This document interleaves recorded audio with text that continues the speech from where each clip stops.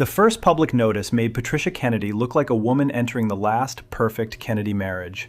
The date was February 1954, and Peter Lawford was presented as the polished, British-born actor who had finally been accepted into the family. Yet the story being sold was already more fragile than the world knew. Joseph Kennedy opposed the marriage. Patricia was nearly 30.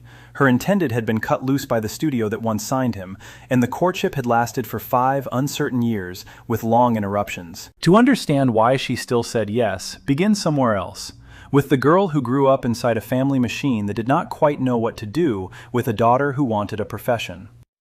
Patricia Helen Kennedy was born in May 1924 in Massachusetts. She was the 6th of 9 Kennedy children and the 4th daughter. In a family crowded with brothers, she was neither the eldest girl nor the youngest child, and she was certainly not the son for whom the most ambitious plans were reserved. But she possessed something her father immediately recognized. Joseph P. Kennedy believed that Pat had the best head for business of any of his children. That assessment mattered because Joseph Kennedy did not praise imagination for its own sake. He studied people as assets. He noticed who could organize, remember, negotiate, perform, or hold a room together. Pat learned the same discipline from the inside. She watched him build wealth, political connections, and family expectations. She watched Rose Kennedy turn those expectations into a public performance, manage appearances, arrange the necessary details, absorb the strain, and keep moving. Rose's response to Joseph's affairs was famously contained.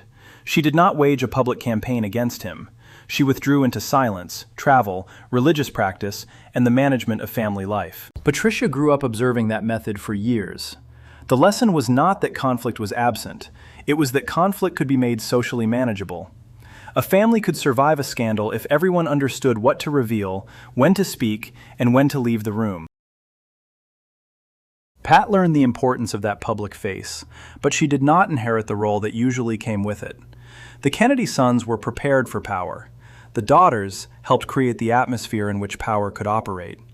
They traveled, appeared, organized, volunteered, entertained, and supported the men whose names would be attached to history. Pat worked on Jack's political campaigns beginning in 1946, including the Boston Tea Parties with her mother and sisters, but she was not merely a decorative campaigner. She could do the work. Her education took her across the Atlantic and then back again. She attended the Sacred Heart Convent at Roehampton, outside London, during Joseph's period as ambassador. She later studied at Maplehurst in Bronxville, New York, and at Rosemont College in Pennsylvania. There she directed and acted in student productions, displaying an interest in performance and production that was more than a schoolgirl hobby. She graduated in 1945. After college, Pat entered the production department at the National Broadcasting Company in New York. This was not a ceremonial appointment. She worked. At 22, she produced I Love to Eat, which contemporary accounts described as the first cooking show on network television. The title sounds modest by later standards, but in the early years of television, producing a program meant building a new kind of media from the ground up. Someone had to decide what viewers would see, how the demonstration would move, how the host would appear, and how an unfamiliar format would hold an audience. Pat also worked on Kate Smith's radio program and on Father Peyton's Family Rosary Crusade. The contrast between those assignments is revealing. One belonged to the emerging entertainment industry. The other belonged to the world of faith, broadcast, and organized public communication. Pat moved easily between them, not because she lacked seriousness, but because she understood how attention worked. She wanted to make pictures. Television offered a place to begin, but her ambitions reached beyond New York broadcasting. She moved to Los Angeles to produce and direct. The move placed her inside the Hollywood system just as the studio era was changing. It was an uncertain environment for anyone, especially a young woman without a powerful family name. Yet Pat had that name, and the name brought both opportunity and constraint. In the Kennedy family, daughters were not expected to build independent careers. Their education and social polish mattered, but the family's public identity remained concentrated in the achievements of men. A daughter might work on a campaign, arrange a home, support a brother, marry well, and raise children. To choose production and direction as a continuing profession required a different imagination. Pat's work suggests that she possessed it. Her father's comment about her business judgment is especially striking because it recognizes the qualities the family usually reserved for its sons. He saw that she was capable. He simply did not necessarily see that capability as a destination. For Pat, however, the problem was not whether the family believed she could do a job, it was whether they would allow her to keep doing it after marriage. Then came Peter Lawford. Her brother Jack introduced them in 1949. Peter was an English actor, polished and social, with a screen presence that concealed a damaged career and a complicated childhood. Pat had known the public version of him, the son of Lieutenant General Sir Sidney Lawford, the attractive young performer under contract to Metro-Goldwyn-Mayer, the man moving through Hollywood circles with ease. The private version was less secure. His family had built itself through a double divorce. Peter did not learn until he was 27 that his mother had been married to another man when he was conceived. He had never attended a conventional school. Governesses and tutors educated him while he developed interests in tennis and ballet. The arrangement gave him polish, but it also left him outside the ordinary structures that might have provided discipline or belonging. At 14, Peter pushed his right arm through a glass door. The injury caused permanent nerve damage and ended any realistic hope of a military career. He spent the rest of his life hiding the hand. The problem was not simply physical. An injury he could conceal became a source of secrecy, and secrecy became part of how he moved through the world. He chose acting. An aunt removed him from a considerable inheritance because of that decision. He signed with Metro-Goldwyn-Mayer in 1943, and for a time, the studio seemed to offer the identity he wanted. The contract lasted roughly 4 years.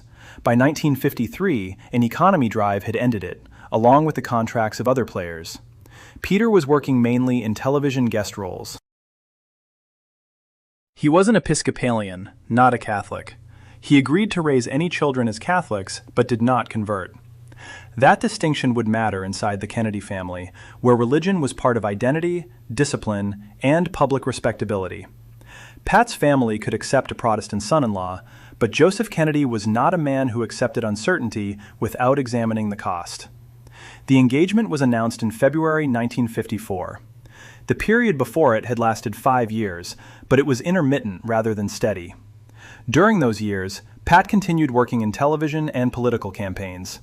She also supported Jack's political ambitions. The family's future was becoming visible before the public had fully recognized it. By then, Pat had spent nearly a decade building a life around media, production, and political organization.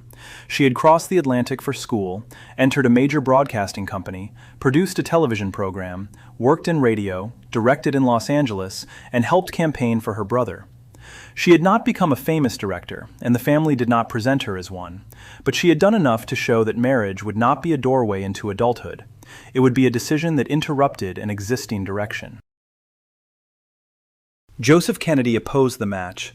The refusal is often remembered as aristocratic prejudice against an actor, but the more accurate reading is colder and simpler. He was making an asset assessment. Peter had already lost his studio contract, had no secure professional position, belonged to the wrong religion, and carried a visible injury he had learned to conceal. He was not an obviously reliable addition to a family preparing itself for national power. Pat nevertheless went forward. She was 12 days short of her 30th birthday when she married him, and the age matters. She was not a sheltered teenager making a first impulsive choice. She was an adult woman with professional experience, a broad awareness of her family's expectations, and a clear understanding that Peter's position was uncertain.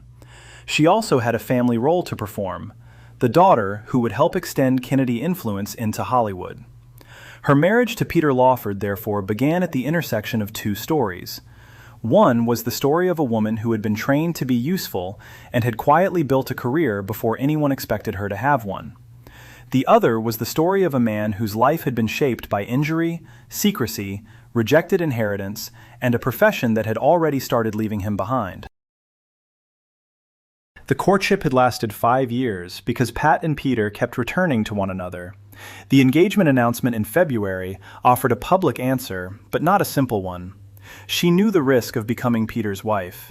She also knew what refusal might cost inside the Kennedy family. The marriage would give her a home, children, and a position in the glamorous world through which her brothers hoped to travel. It would also place her at the center of an arrangement that required her to hold together everyone else's public life.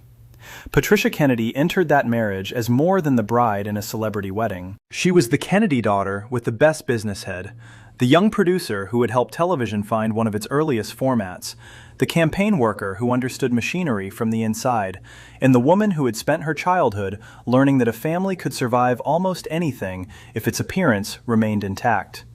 Peter Lawford was not rescuing her from obscurity. He was joining a family in which the women were valued most when they could make the family function. The next chapter would turn their marriage into a spectacle, but the foundation had already been laid. Pat had been trained to manage, and Peter had been trained to perform. The man Patricia Kennedy married had spent his life learning how to appear at ease while standing on unstable ground. Peter Lawford was born in London in 1923, the son of a British lieutenant general. His world looked privileged from a distance. Private education, governesses, tutors, tennis, ballet, and the habits of a family that knew how to move through elite society. But his family history had been assembled through a double divorce, and its most important secret remained hidden from him until he was 27. Only then did Peter learn that his mother had been married to another man when he was conceived. That discovery did not create his private life, but it confirmed a pattern he had already experienced. He belonged to a family where public order and private truth did not necessarily occupy the same space. He was never sent to a conventional school. His education was fragmented across homes and adults, arranged around lessons, movement, and social polish. He learned discipline through tennis and ballet, yet never acquired the ordinary certainty that came from belonging to a fixed institution. At 14, his life changed permanently. Peter pushed his right arm through a glass door. The injury caused lasting nerve damage and ended the military career that his family background might have made possible. He concealed the hand for the rest of his life. He did not turn the injury into a public explanation. He learned to hide what could not be hidden and to rely on surfaces that remained available: his face, his voice, his style, his ability to enter a room and make people forget what they had noticed. The injury also made his decision to act easier to understand and harder for his family to accept. Acting was not merely a career chosen against his aunt's wishes. It was the route open to him after the life he had imagined had been closed. His aunt removed him from a considerable inheritance when he chose the stage and screen. The family's message was clear: there were respectable paths, and acting was not one of them. Peter rejected that judgment. In 1943, he signed with Metro-Goldwyn-Mayer. The studio offered him the possibility of becoming someone new, not simply the socially polished son of a general, but a performer with a name on a contract. For a few years, the arrangement worked. His film career lasted approximately 4 years, a period long enough to create an image and short enough to end abruptly. By 1953, the studio released him during an economy drive. Other contract players lost their positions at the same time, which means Peter was not the only actor facing a changed industry. But the loss still mattered. Television was becoming the place where performers could continue working, and Peter began taking guest roles there. The screen had not rejected him entirely. It had stopped promising that he would belong at its center. That was the professional man Patricia Kennedy agreed to marry. He was not Catholic. He was an Episcopalian. Though he agreed to raise their children in the Catholic faith, he did not convert. The distinction was not a technicality in the Kennedy family. Religion supplied routine, identity, and a shared moral vocabulary. It was part of the family's public architecture. Peter could enter that architecture as a husband and father, but he would not become one of its native sons. Joseph Kennedy's opposition, therefore, had several layers. He was not rejecting a stranger. He was judging a man against the standards of a household that had already begun preparing itself for power. Peter was attractive, witty, connected, and useful. He was also unreliable in the ways that mattered to Joseph. His injury was concealed. His career was no longer secure. His religion was different. His family had exposed him to privilege, but not to a stable professional identity. The opposition was not simply an objection to Hollywood. It was an objection to uncertainty. Joseph could appreciate charm because charm could be deployed, but he wanted evidence that the person attached to it could be counted on. Peter had already been removed from his inheritance, dismissed by his studio, and denied the military path. In Joseph's eyes, marriage was not a reward for charm. It was a transaction involving children, reputation, influence, and future access. Pat had been working since college. She had produced television, worked in radio, directed student productions, moved to Los Angeles, and supported Jack's political campaigns. She was not entering marriage as a woman without resources or experience. Yet the Kennedy family still measured a daughter's importance through the family she joined. The person she married would become part of the public machine, whether or not the marriage was emotionally secure. On the surface, the wedding looked like proof that the family had accepted Peter. The date remains disputed in surviving records. Some accounts give April 23rd, others April 24th, while the Kennedy Library and the National Park Service preserve different dates. The disagreement itself is revealing. The event was treated as public history, but the official record could not settle the exact day. The ceremony took place at St. Thomas More Church on the east side of Manhattan. 3,000 people gathered outside. Police formed a line to hold them back, locking arms against the pressure of the crowd. A child broke through, a small moment that briefly disrupted the ceremonial control surrounding the bride and groom. The priest was John Kavanaugh, a former president of Notre Dame. His presence gave the ceremony an institutional connection. The service was not only a family wedding, it was an event staged between religious authority, public spectacle, and political expectation. Afterward, 250 guests traveled to the Plaza Ballroom. The guest list read like an inventory of Joseph Kennedy's world. Bernard Baruch represented finance and influence. Supreme Court Justice William O. Douglas represented law and national prestige. Greer Garson represented Hollywood. Marion Davies represented the old studio era. Richard Berlin of the Hearst Organization represented the press. These were not random names collected for a celebrity party. They showed the reach of the family that Pat was bringing Peter into, or perhaps the reach Peter was being invited to help expand. 6 years before John F. Kennedy became president, the wedding already placed a future political family inside a network of wealth, entertainment, law, journalism, and public visibility. The marriage would later be remembered through images of that ballroom. The young bride was 12 days short of 30. The groom had a name, a face, and a screen past, but no secure professional future. Both were adults. Both knew that the life ahead would not be arranged by the ceremony. After the reception, they settled at 625 Palisades Beach Road in Santa Monica. The house had been built by producer Louis B. Mayer, one of the most powerful figures of the studio system. Its ocean-facing pool made the marriage look like a permanent continuation of the wedding's luxury. The location connected the Lawfords to the Pacific, Hollywood, and the kind of social world where the Kennedy family's ambitions could be staged beyond Washington. The house was not merely a private residence, it was a piece of symbolic capital. It stood between the ocean and the entertainment industry, with enough space for children, guests, political visitors, and the kind of informal gatherings that never appeared in official schedules. Peter could entertain. Pat could manage. The Kennedy family could use the address as a West Coast point of contact. Their first child, Christopher, was born in March 1955. Sydney followed in August 1956. Victoria was born in November 1958. Robin arrived in July 1961. All 4 children were born in Santa Monica, and all 4 received Kennedy as a middle name. Christopher Kennedy Lawford, Sydney Malika Kennedy Lawford, Victoria Kennedy Lawford, and Robin Kennedy Lawford. The names joined the 2 families in a form more permanent than any wedding announcement. The speed of the family's expansion changed the emotional structure of the marriage. 4 children in 6 years gave Pat responsibilities that no broadcasting job or campaign could have prepared her for. Peter's career required him to remain visible, social, and available. Pat's work became the invisible architecture of the household. Schedules, children, guests, appearances, and the endless effort required to make a political family feel effortless in a public place. Joseph Kennedy had opposed the marriage because he could see what Peter lacked, but he could not see, or would not see, what Peter might become within the family's expanding political network.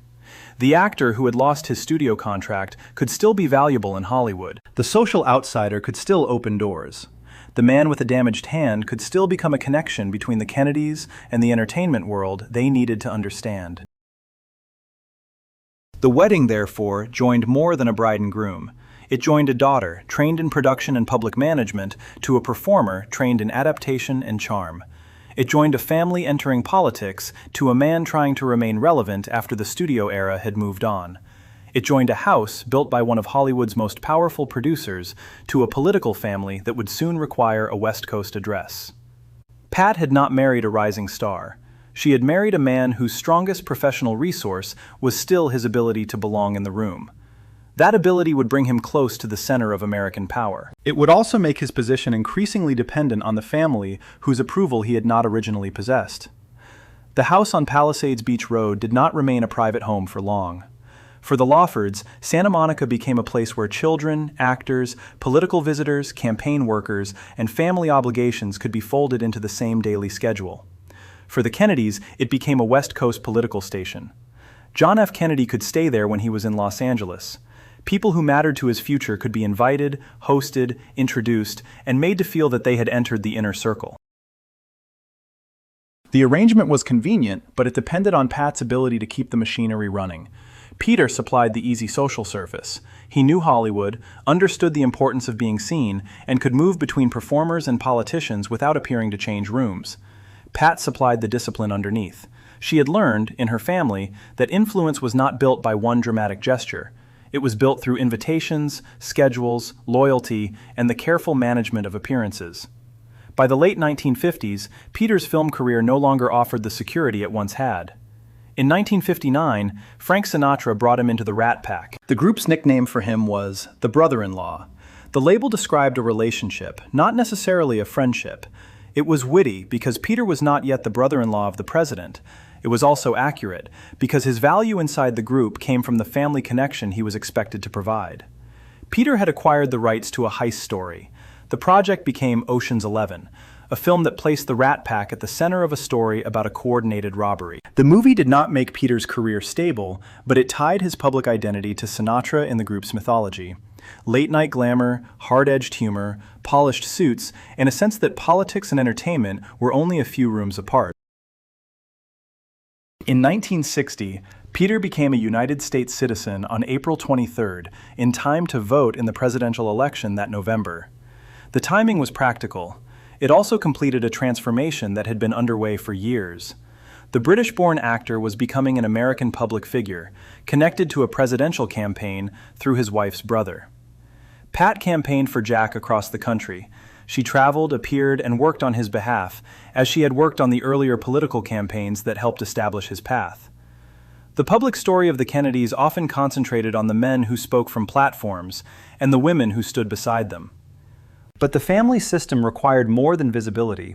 It required people who could organize events, maintain contacts, notice problems, and keep the family's many obligations moving. Frank Sinatra joined the campaign with his recording of High Hopes. The song placed Sinatra's voice inside the Kennedy campaign, making the connection between Hollywood and politics impossible to ignore. The message was not subtle. A popular entertainer could help a candidate communicate hope, youth, and a new kind of political future. The Santa Monica house stood behind that public alliance. Jack Kennedy stayed there when he was on the West Coast. Marilyn Monroe was a guest in the house. Pat's son later remembered Monroe teaching him the twist in the living room, a detail that places her inside the domestic life of the family rather than only inside the mythology surrounding the Kennedys. That domestic life was about to become more fragile.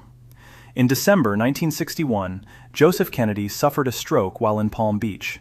He was left unable to speak. Pat learned the news while driving her children to lunch. A stranger stopped the car to tell her what had happened on the radio. The stroke changed more than Joseph's health. According to the account reflected in the source material, it removed the family's internal restraint mechanism. Joseph had been a controlling force, capable of imposing limits and directing the family's public strategy. Without his ability to speak and act as before, the older structure became less reliable. The crisis arrived just as the Kennedy-Sinatra relationship was beginning to fracture.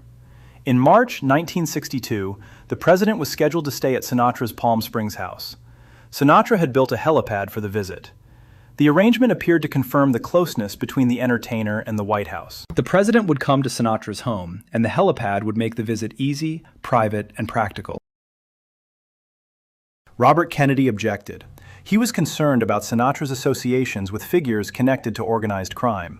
The concern was not hidden from the public, and it changed the Kennedy family's calculation. The president would not stay at Sinatra's house. He would move the visit to Bing Crosby's house. Crosby was a Republican, which made the new arrangement politically useful as well as personally safer. Sinatra reacted as though the cancellation were a personal betrayal. He tore out the helipad himself. Then he blamed Peter. Peter had been the link between Sinatra and the White House, the brother-in-law whose position made him useful to both sides. Once the connection failed, he became the person through whom Sinatra could express his anger. Peter was banished from the Rat Pack and replaced. The professional identity he had rebuilt through the group disappeared almost at once. He remained close to the Kennedys by marriage, but he was no longer necessary as Sinatra's political connection. The label that had once made him valuable now described his dependence. Sinatra later contacted him when his son was kidnapped and he needed Robert Kennedy's help. That was the only later contact between them. Sinatra replaced Peter in a film with Crosby, Robin, and the Seven Hoods. The title sounds like a joke about the shifting alliances, but the joke belonged to a system that treated access to power as something that could be granted, removed, and reassigned. The lost position left Peter exposed. He was no longer the rising actor he had once been, no longer a reliable studio figure, and no longer a useful bridge between Sinatra and the president. His marriage to Pat became the remaining source of his public importance, but even that connection was becoming harder to maintain. On August 4, 1962, early in the evening, Peter telephoned Marilyn Monroe. He invited her to dinner at the beach house. She had already declined once that day. Her speech sounded slurred and difficult to follow. Peter later said that she said goodbye to Pat, goodbye to Jack, and goodbye to him. The words became part of the record because Peter reported them, not because an independent witness heard the conversation. He called back and received a busy signal. He called the housekeeper on another line and was told that Monroe was fine. He then contacted his lawyer, Mickey Rudin, and his manager, Milt Ebbins. They advised him to stay away. He did. Monroe died that night. The phone call is often surrounded by rumor, but the documented account does not justify turning it into a private conspiracy or inventing what happened inside the house. What is established is narrower. Peter made the call. Monroe's speech was described as slurred. Peter said she offered final greetings. The people he contacted urged him not to go. He remained away. She died. The final documented conversation with a Kennedy in-law therefore used Pat's name. That fact has encouraged a dramatic interpretation, but the meaning should not be exaggerated. Monroe had been inside the Lawford home. She had taught Pat's son to dance in the living room. She belonged to the wider social world that Peter and Pat had created. Yet no reliable account establishes that she died at the Lawford house, or that the Lawfords caused her death. Some years later, biographer James Spada reported that Pat had once told someone Peter had destroyed her life. The account is secondhand. Spada's biography of Peter, published in 1991, drew on extensive interviews, including conversations with Milt Ebbins and dozens of other people, but Pat herself refused to speak to him. The statement is therefore part of the biographical record, not a confirmed quotation from Patricia. Then, on November 22, 1963, John F. Kennedy was assassinated in Dallas. The event struck at the center of the family's public story, but it also altered the private structure of Pat's marriage. The Santa Monica house had been built partly around Jack's presence and the political future he represented. Once he was gone, the marriage's reason for existing in that form was severely weakened. Pat's son was 8 years old and attending school in Los Angeles. The news reached children who had lived inside a world where the president could arrive at their home, where a famous actress could teach them to dance, and where the adults around them appeared to know everyone who mattered. The assassination broke the protective distance between that world and the vulnerability of ordinary life. Within weeks, Pat began the legal process of separating from Peter. The timing does not mean the marriage ended suddenly in a single decision. The separation had been developing for years. Peter's damaged career, his drinking and drug use, his dependence on the Kennedy connection, and the collapse of his relationship with Sinatra had all weakened the life they had made. The house itself now carried a different meaning. Its pool, its guests, and its ocean view had once suggested permanence. They became evidence of a structure that had outlived its purpose. Pat would soon remove the children from Santa Monica and begin creating a life in New York. Before the separation could become a divorce, however, the family had to decide how to end something that had been built as a public alliance. The Kennedys did not treat marriage as a private contract alone. The press, the church, the children, the family name, and the political network all had an interest in the appearance of order. The question was no longer whether Peter could remain useful in Hollywood. The question was whether Pat could continue standing beside him while protecting her children and the family's dignity. The Santa Monica house had given her a role, but it had also made her responsible for keeping together a marriage that was becoming impossible to sustain. The separation began with the children, not with a court. After John F. Kennedy's assassination in November 1963, Patricia Kennedy Lawford started the process that would eventually end her marriage. But she did not announce a new life immediately. She moved the children from the Santa Monica house to Manhattan more than a year before any divorce filing. Peter kept the California residence. The family's center shifted while the marriage still technically existed. The move was practical, but it was also a declaration. Christopher, Sidney, Victoria, and Robin had been born in Santa Monica. Their father's work, his social world, and the house on Palisades Beach Road were all there. Their mother placed them in New York, more than 3,000 miles away, and enrolled them in schools that made their daily lives point toward Manhattan. The timing matters. This was not a woman who filed first and then searched for a place to land. She changed the location of the family before she changed the legal status of the marriage. She made the children's new home real before asking a judge to dissolve the old one. The press did not know what to make of it. In the spring of 1965, reports described the Lawfords as separating. Peter told reporters that the split was geographic. His explanation was simple. His work was in Hollywood, his wife was in Manhattan caring for their 4 children, and the distance had become the problem. That account was convenient because it kept private failure inside the language of logistics. 2 cities, 1 marriage, a scheduling problem. If Pat was in New York and Peter was in California, then no one had to discuss what the separation meant, or why a husband and wife who had once built a political household on the Pacific Coast were now living separate lives. Peter's explanation protected the public story, but it also revealed how far the marriage had already traveled. A geographic separation can be temporary. A husband can commute, a wife can return, children can divide their time between 2 homes. Yet when the children had been living in Manhattan for more than a year and were attending school 3,000 miles from their father, the arrangement had become more than a temporary inconvenience. Custody was never contested. Pat received responsibility for the children without a public battle over whether they belonged with their mother or their father. That fact does not make the separation easy, but it changes the emotional shape of the story. The family's most important decision was not who would win the children in court.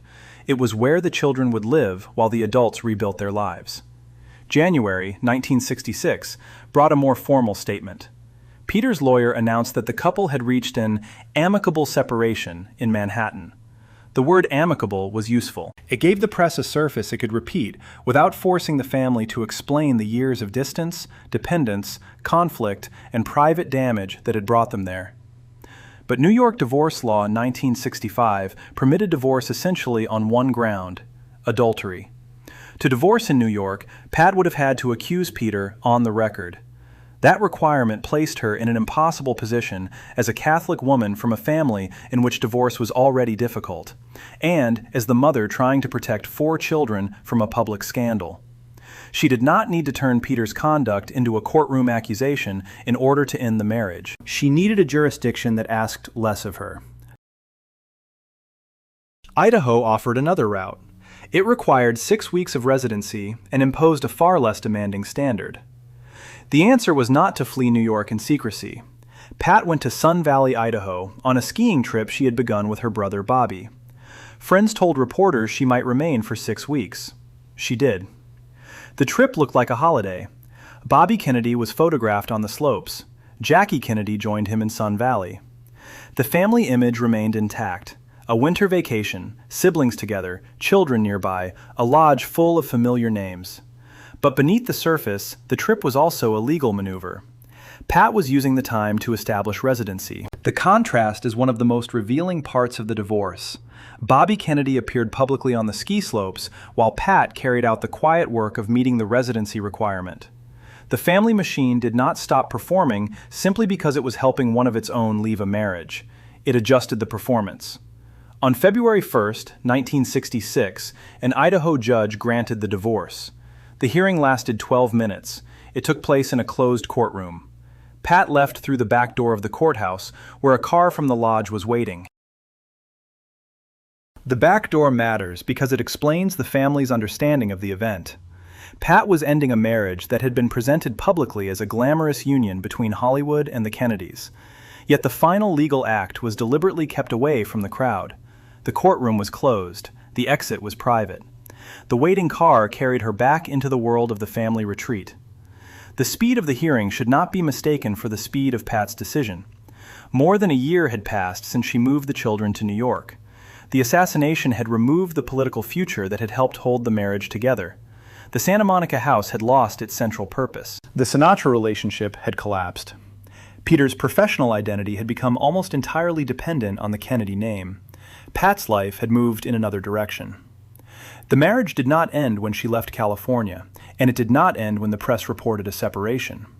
It ended through a sequence of decisions: move the children, create a new home, establish a different rhythm, choose a jurisdiction, wait through the required period, and then use the law without allowing it to become a public accusation. For a devout Catholic family, divorce was not simply a legal inconvenience. It carried religious, social, and familial consequences. Pat's decision, therefore, required her to withstand pressure that could not be measured by the 12-minute hearing. She was ending a marriage in public while trying to preserve the children's stability and the family's public dignity. Peter did not contest custody, but he also did not become the family's central actor during this transition. The work belonged to Pat. She moved 4 children across the country, arranged their education, maintained their lives, and selected a legal route that protected them from the most damaging requirements of New York law. Her choice of Idaho was not a romantic escape or an impulsive holiday. It was a controlled transaction. She had learned the Kennedy method from childhood: absorb the pressure, arrange the public face, and leave the room when the room no longer serves you. The divorce decree changed her legal status, but not her identity. She continued to use the name Patricia Kennedy Lawford for the next 40 years. Keeping the name was itself a statement. She did not erase the marriage, the children, or the public history attached to it. She simply stopped allowing the marriage to determine where she lived or how she was defined. The 2 years between the assassination and the divorce therefore form a distinct chapter. They are often collapsed into a single date, February 1st, 1966, as if Pat simply woke up one morning and decided to leave. The record shows something more deliberate. She left the house before she left the marriage. She moved the children before she filed. She allowed Peter's geographic explanation to circulate, then selected a legal path that required less from her. She spent the winter in Idaho with her brother's family while the residency requirement ran its course. Finally, she entered a closed courtroom, answered what the law required, and left through the back door. For 12 minutes, the marriage was legally undone. For the rest of her life, Patricia Kennedy Lawford would carry the consequences of what the marriage had been: 4 children, a public name, years of strain, and a private history she rarely explained. She had ended the legal arrangement without turning it into a public spectacle. That may be why the Idaho episode feels so characteristic of Pat. The family machine could stage weddings, campaigns, receptions, and presidential alliances. It could place a helipad in the desert and invite a future president into a private home. But when Pat needed to leave, she did not require a dramatic public confrontation. She changed the location. She changed the terms. Then she walked out through the back door. After the divorce, Peter Lawford's life moved in one direction, while Patricia Kennedy Lawford's moved in another. Peter had already lost the professional position that once made him valuable in Hollywood. After Sinatra expelled him from the Rat Pack, he remained connected to the entertainment industry through television guest appearances. He appeared on The Wild Wild West, Fantasy Island, and The Love Boat, among other programs. The roles kept him visible, but they were not a return to the center of film stardom. His life became increasingly marked by alcohol and drug use. Those struggles damaged his marriage and contributed to the collapse of the family he had built with Pat. They were not merely private weaknesses with no effect on those around him. His behavior had consequences for his wife and children, and the separation that followed was connected to that damage. Peter married again after Patricia. His second marriage, to Mary Rowan, lasted from 1971 until their divorce in 1975. In 1976, he married Deborah Gould. According to the record, he had known her for only 3 weeks, and they separated within 2 months. In July 1984, he married Patricia Seaton. He lived on the 30th floor of a building on Dino. The address sounds like one of the final details preserved by a society column, but it also reflects the reduced scale of his later life. He was no longer the man whose presence connected Sinatra to the White House. He was an aging actor, relying on appearances, marriages, old contacts, and the remains of a reputation that had once made him seem central. In 1984, Peter's health failed. He suffered kidney and liver failure. He died at Cedars-Sinai on Christmas Eve, at the age of 61. His ashes were interred at Westwood Village Memorial Park in 1988. The story did not end there. His widow removed the ashes after a billing dispute with the cemetery and scattered them into the Pacific. The National Enquirer photographed the scattering. That image is harsh, but it belongs to the record of Peter's final years. The man who had once been photographed arriving at a Kennedy wedding, standing beside Sinatra, and serving as a link to the president, was reduced to a tabloid photograph over a dispute involving his remains. It is not a fitting conclusion to the life he imagined, but it is a documented conclusion. Patricia followed a different path. She had spent the years of her marriage making other people's histories visible while keeping her own largely private. After the divorce, she began rebuilding an independent life in New York.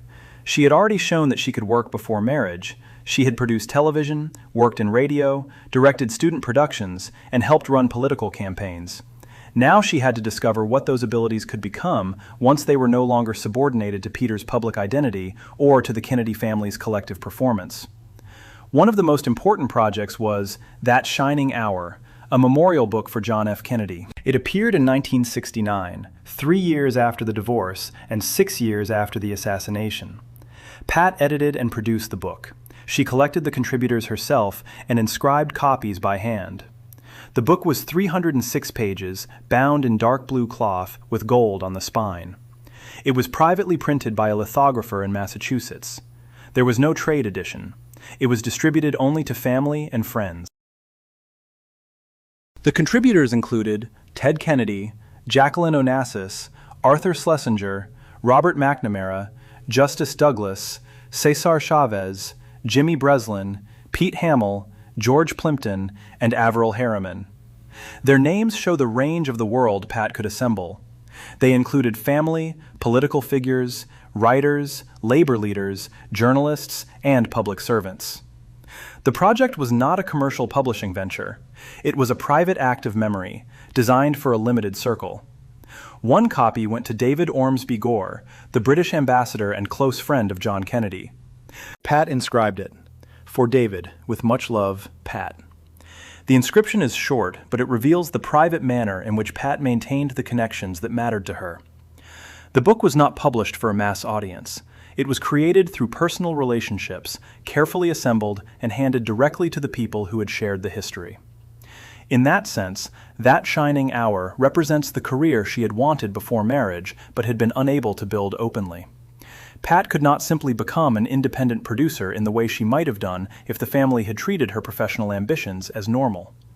Instead, she returned to production through a memorial volume. She selected the material, gathered the voices, controlled the form, and presented the finished object to the people who had known Jack.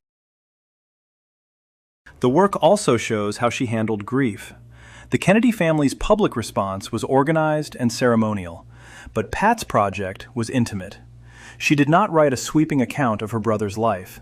She created a collection that allowed others to speak. The result was a private edition, not because the project was insignificant, but because the people receiving it were the intended audience. Pat later worked with the John F. Kennedy Library and founded the National Committee for the Literary Arts. These activities placed her inside the preservation and interpretation of public memory, but they also remained connected to the arts and culture she had valued since her student years. She was not simply managing a family legacy, she was making cultural work of her own. Her later life included another struggle: alcohol. Pat had grown up in a household where silence and controlled appearances could contain painful realities. After the divorce, she confronted her own relationship with alcohol and eventually achieved sobriety. She also worked with the National Center on Addiction, turning part of her experience into public education and support. Her son Christopher Lawford later described a 17-year struggle with addiction and published a memoir in 1905. His account added another dimension to a family history already shaped by secrecy, illness, and public performance. The problems were not confined to Peter. They passed through the family in different forms, affecting different people in different ways. Christopher also asked his mother to tell him what Peter had been like as a young man. Pat refused. She had lived through the marriage and carried its consequences, but she did not want to turn Peter into a story for someone else. She also refused to speak to biographer James Spada when he was researching his 1991 biography of Peter. Spada's book remains the most exhaustively researched account of Lawford, built from interviews with Milt Ebbins and dozens of other people, but Pat was not among his sources. That refusal is consistent with the woman she had been from the beginning. She had learned to arrange the public face, to absorb a crisis, and to leave the room rather than explain herself in print. After the divorce, she did not begin publishing memoirs about Peter. She did not turn the marriage into a public confession. She allowed the legal record, other people's recollections, and her children's lives to carry portions of the story. She had tongue cancer as well, another serious illness in a life already marked by grief and family crises. Yet she continued to maintain a private world in New York, away from the Santa Monica house where the marriage had been performed so publicly. In September 2006, Pat died of pneumonia at her Manhattan home. She was 82. She was buried in Southampton. Her brother Ted Kennedy's statement after her death praised her as irreplaceable. He mentioned her style, her wit, and her love of the arts. He did not mention a husband. The omission is striking because a conventional obituary might have placed Peter at the center of the account. Instead, the statement identified Patricia through the qualities she had developed outside the role of wife. The Kennedy Library's biography of her noted the divorce in a single clause. The family history could acknowledge that the marriage had ended without allowing it to define her life. The wording reflects a familiar pattern: a major event compressed into a line, while the work around it remains harder to classify. Peter ended as the subject of a biographer's exhaustive research, a tabloid photograph, and a cemetery dispute. Pat ended as a woman described by her brother through her style, wit, and love of the arts. The contrast is not proof that one life was meaningful and the other was not. It shows how differently they were remembered. Peter had wanted to belong to a world of actors, celebrities, and powerful men. He had been useful because he could move through that world, but the usefulness depended on other people's permission. Sinatra brought him into the Rat Pack and removed him. The Kennedys gave him a family connection, but the family's needs changed. His marriages continued after the first one ended, but none restored the position he had occupied beside Pat. Pat's power was quieter and more durable. She had learned the family system, then used it without being consumed by it. She produced television before marriage, campaigned for Jack, managed a household that doubled as a political station, protected her children while separating from Peter, and built a second life through books, cultural organizations, sobriety, and private relationships. The marriage had been many things at once: a romance, a family arrangement, a political bridge, a social spectacle, and a source of damage. It gave Peter access to the center of American life, but it also trapped him in a position from which he could not safely detach. It gave Pat children and a public role, but it forced her to postpone the independent career she had begun before the wedding. The Plaza Ballroom had made the marriage look inevitable. The Idaho courthouse made its ending look brief. The truth lies in the years between those images: the house in Santa Monica, the 4 children, the campaign trail, the Rat Pack alliances, the failed helipad visit, the telephone call to Marilyn Monroe, the assassination, the move to New York, the Sun Valley residency, and the silent construction of a life that did not depend on Peter Lawford.